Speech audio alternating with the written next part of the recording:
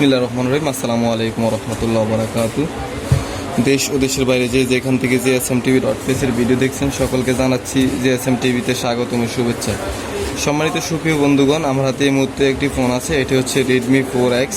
তো এটার মধ্যে দুইটা ভেরিয়েন্ট, একটা হচ্ছে Qualcomm চিপসেট আর একটা হচ্ছে MediaTek MTK। তো MTK চিপসেটের যে ফোনটা আছে বর্তমানে এটা কমন একটা সমস্যা, হ্যাং এন্ড লোগো এবং চালু হয় রিস্টার্ট করে কিছুক্ষণ পরে। তো এই পর্যন্ত আমি অনেকগুলো ফোন কাজ করেছি, আজকে একটি কাজ করবে এবং সম্পূর্ণ একটি টিউটোরিয়াল আপনাদের মাঝে তুলে ধরবো। ভিডিওটা আমি যদিও এখন থেকে ফাস্ট ফরওয়ার্ড করে দিব, তো তার আগে কাজ করার পরে যাতে আপনি বুঝতে অসুবিধা না হয়, যে ইনস্ট্রাকশনগুলি আপনাকে দিয়ে রাখতে হবে। যেমন এটা একটা টেস্টেড ফাইল ডিসক্রিপশনে দেওয়া থাকবে, আপনি চাইলে সেখান থেকে ডাউনলোড করে নিয়ে ফ্ল্যাশ করতে পারবেন CM2 মাধ্যমে, অথবা CM2 দিয়ে আপনি ফ্ল্যাশ করতে পারবেন, অথবা অন্য মেথডে। আজকে আমি দেখাবো CM2 দিয়ে কীভাবে ফ্ল্যাশ করতে এবং CM2 দিয়ে কীভাবে ফ্ল্যাশ করবেন। আর ফ্ল্যাশ করার পরে আপনি ফোনটা যদি এরকম ফিটিং অবস্থা থাকে, তাহলে ফ্ল্যাশ করার পর ফোন চালু করার পর অনেকক্ষণ দেখবেন এরকম লোডিং করে।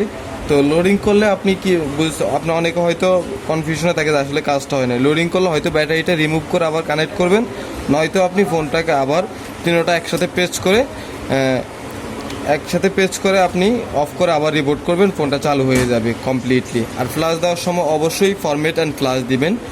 যদি ফাইল টেস্টেড হয় ইনশাল্লাহ ডেট হবে না। আমার ফাইলটা যেহেতু টেস্টেড, আমি কয়েকটা কাজ করেছি, তো আমরা এখন ফরম্যাট অ্যান্ড ফ্ল্যাশ দিলে কাজটা অ্যাকুরেট কমপ্লিটলি এক চান্সে হয়ে যায়। তো সকলে ভিডিওটি দেখুন, ভিডিও ভালো লাগলে ভিডিওতে একটি লাইক দিবেন, কমেন্টস করে আপনার সুন্দর একটি মতামত জানাবেন, শেয়ার করে আপনার ফ্রেন্ডদের মাঝে ছড়িয়ে দিবেন। তো আমরা প্রথমে কম্পিউটার স্ক্রিনে যাব, CM2টা ওপেন করব।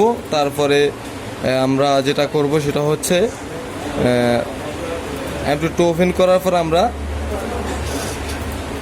স্ক্যাটার ফাইল লোড করব। স্ক্যাটার ফাইল লোড করার পরে just volume up and down ধরে ফ্ল্যাশে দিব।